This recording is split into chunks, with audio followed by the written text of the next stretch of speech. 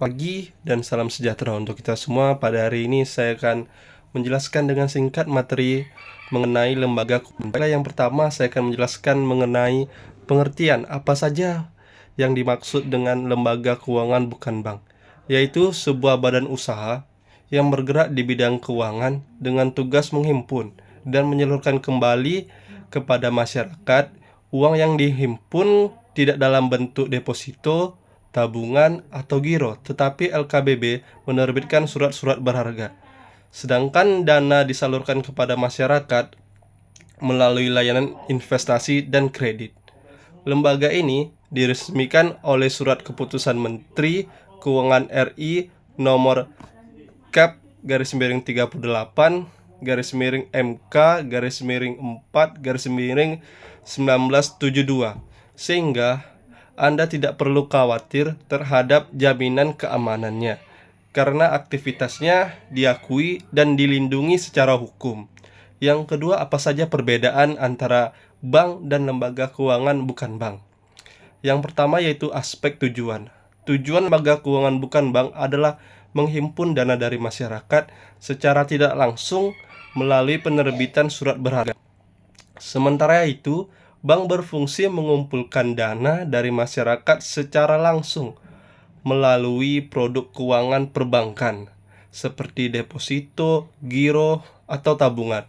Yang kedua, aspek peran perbankan berperan sebagai perantara nasabah untuk melakukan transaksi keuangan, misalnya transfer uang, penjualan falas, pembelian, dan sejenisnya. Sementara itu, peran lembaga keuangan bukan bank adalah sebagai penghubung antara perusahaan dalam dan di luar negeri yang saling memerlukan bantuan modal dalam bentuk pengembangan dan ekspansi bisnis. Yang ketiga, aspek kegiatan. Kegiatan perbankan melayani nasabah dalam pembayaran kartu kredit, pembukaan rekening, giro, atau tabungan atau deposito, setoran tunai, dan sebagainya. Sedangkan LKBB adalah pemberian pinjaman modal, penjualan saham, sehingga transaksi keuangan yang harus disetujui oleh Menteri Keuangan.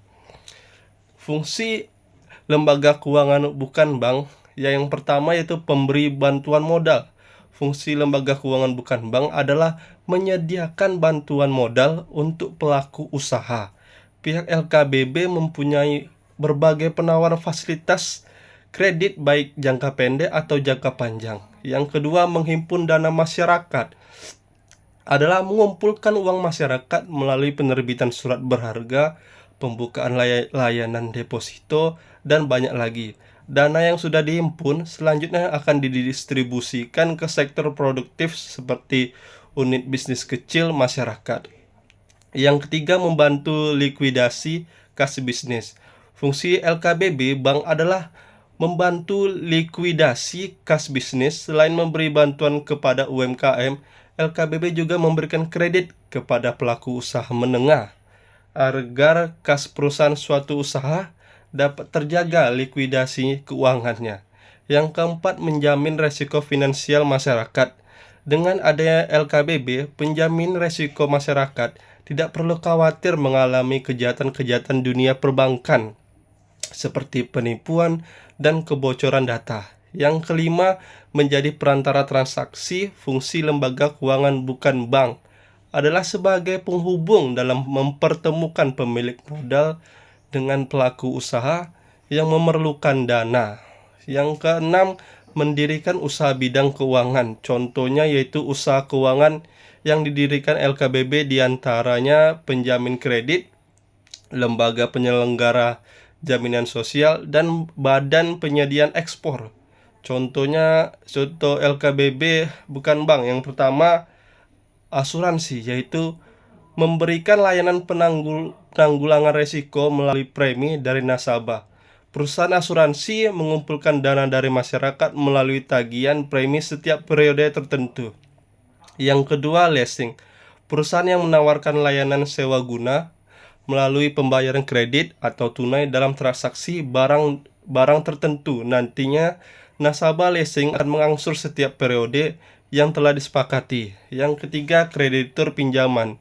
Memberikan fasilitas kredit bagi pelaku usaha untuk kepentingan bisnisnya. Suku bunga kreditur pinjaman diberikan beragam sesuai pengajuan nasabah. Yang keempat, pasar modal merupakan instrumen investasi untuk pemodal yang ingin menanamkan modalnya dalam jangka waktu panjang. Beberapa produk investasi paling umum di pasar modal seperti saham, reksadana, obligasi, surat utang, dan sejenisnya. 5. Koperasi. Lembaga ini menghimpun dana dari anggotanya yang kemudian disalurkan kembali kepada anggotanya melalui berbagai penawaran produk koperasi. Yang keenam, pegadaian. Pegadaian memberikan layanan pinjaman dana dengan jaminan aset tertentu dari nasabah. Besaran kredit yang diberikan kepada nasabah sesuai dengan nilai agunannya atau aset yang dijadikan jaminan. Yang ketujuh, perusahaan dana pensiun, yaitu perusahaan jasa pengolahan dana pensiun tenaga kerja baik bersifat profit ataupun non-profit.